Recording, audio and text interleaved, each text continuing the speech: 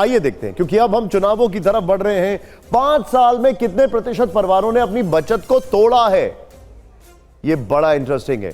कितने प्रतिशत बचत नहीं तोड़ी? 33% और बचत तोड़ी 67%।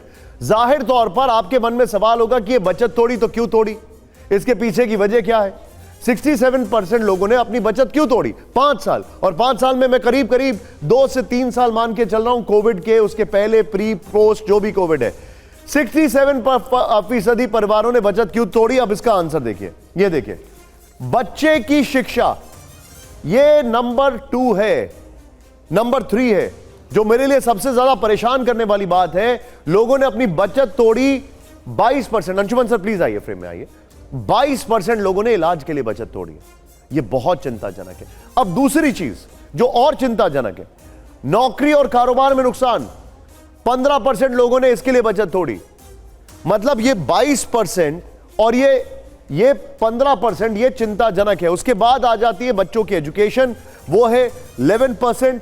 फिर शादी, जो कि भारत में एक बहुत बड़ा उत्सव ही है, शादी 8.2%, लोन चुकाने के लिए 8.2%, और कमाने वाले का निधन 2.3%। अंशुमन सर, ये मुझे बड़ा परेशान कर रहा है, इलाज वाली बात। निशांत, ये सबसे चौंकाने वाला आंकड़ा, और हमने भी आपको बताया कि भारत में बचत तो बढ़ी, 70% से 88% लोगों ने बचाया, लेकिन 67% लोगों ने अपनी बचतें तोड़ी, और उसमें 22% बचतें तोड़ी गई केवल इलाज कराने के लिए। और यह कोविड के बाद का सबसे बड़ा घटनाक्रम है और कोविड के दौरान का घटनाक्रम है। यह भारत में स्वास्थ्य सेवाओं की जो बढ़ती लागत है और उसकी बदलती तस्वीर बताता है। और दूसरी चीज, जिस बेरोजगारी का असर हम कोविड के बाद लगातार देख रहे थे, बचतें टूटने की एक बड़ी वजह है। एक तो भारत में बचतें कम है क्योंकि आय काफी कम है। हमने देखी कि औसत आय ही 25,000 रुपए परिवारों की है। उसमें से भी जो थोड़ा बहुत बचाते हैं, उस बचत का एक बड़ा हिस्सा एक किसी व्यक्ति की नौकरी चले जाने के कारण है, बीमारी के कारण खत्म हो जाता है। और यह बता रहा है कि बचतें कितनी फ्रेजाइल हैं, कितनी कमजोर हैं, उन बचतों को होल्ड करने की क्षमता नहीं। बहुत बड़ा सवाल पूछ रहे।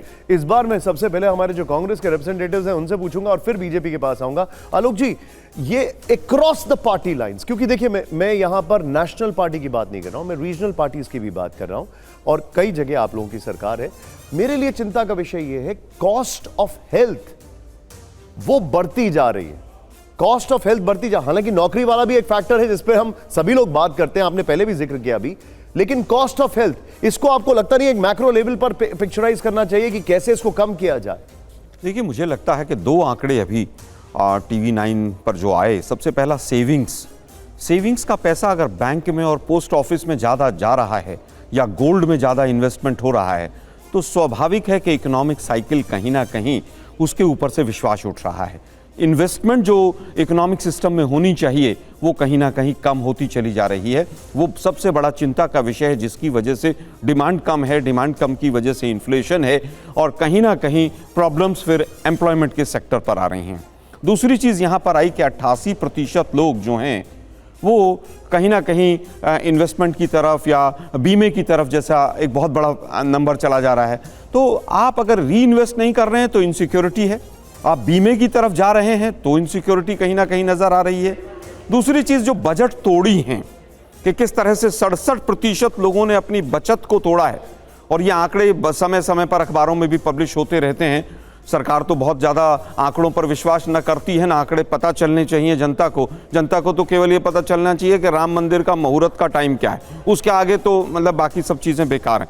बच्चे की शिक्षा के लिए अगर आप अपनी 11% लोग अपने फिक्स डिपॉजिट को तोड़ रहे हैं और इलाज के लिए 22% तोड़ रहे हैं, तो हम तो पूछना चाहते हैं 2022 में तो सबकी आमदनी डबल हो जानी थी, किसान की आमदनी घटकर 32 से 27 हो गए। नहीं, मैं केवल केवल आंकड़ों पर ही बात कर रहा हूं। थोड़ा सा आप शादी के लिए भी आपको बजट को आपको तोड़ना पड़ रहा है, नौकरी आपकी जा रही है, तो फिर ये सब चंगा सी मोदी जी कैसे कह रहे हैं? आलोक जी, आपने पॉइंट रखा है। और आयुष्मान योजना किस गड्ढे में पड़ी है, अब देश जानना चाहता है, उसके नाम पर इस पे रिएक्शन लेना जरूरी है, क्योंकि इसीलिए मैंने आपसे ये सवाल पूछा था, वरना पहले वाले में उन्होंने जवाब नहीं दिया था। प्रेम जी, आपका टेक इस पर, जो अभी तक आलोक जी ने रखे पॉइंट्स। देखिए, साफ तौर पर है, देखिए 2014 के पहले सिर्फ जो है अस्पताल में इलाज करने के कारण 60% लोग जो है वो गरीब हो जाया करते थे। ये दशा थी कि घर, मकान, दुकान, खेत सब बिक जाया करता था, और ये जो है इनकी अर्थव्यवस्था के जो श्रेष्ठतम जो व्यक्ति थे उनके कार्यकाल में था। आज आयुष्मान भारत कारण करोड़ों लोगों का जो है इलाज हो रहा है, ये निश्चित है।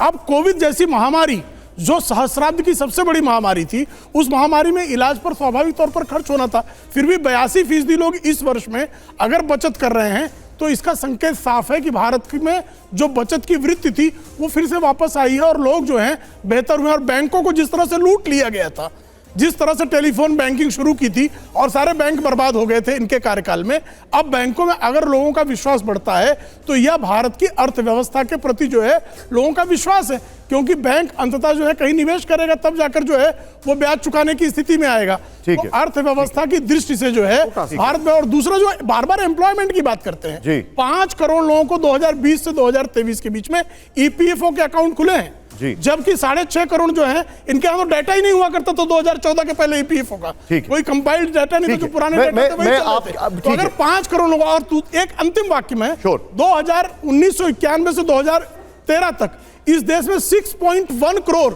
ऑर्गेनाइज सेक्टर टोटल रोजगार सृजित हुए, और 5 करोड़ अगर 3 साल में होते हैं तो बेरोजगारी के गड्ढे में किसने डाल रखा था? आलोक जी कुछ कहना चाह रहे हैं, मैं आपके पास, आलोक जी मैं आपके पास आ रहा हूं, अभी आऊंगा, मुझे थोड़ा समय दीजिएगा, मैं आपके पास ही वापस आऊंगा। हमारे 2 सवाल और हैं, वो बचत के लिहाज से हैं, और उसके बाद पूरा बोलने का आपको मौका मिलेगा, आपको जो भी पॉइंट रखना है। लेकिन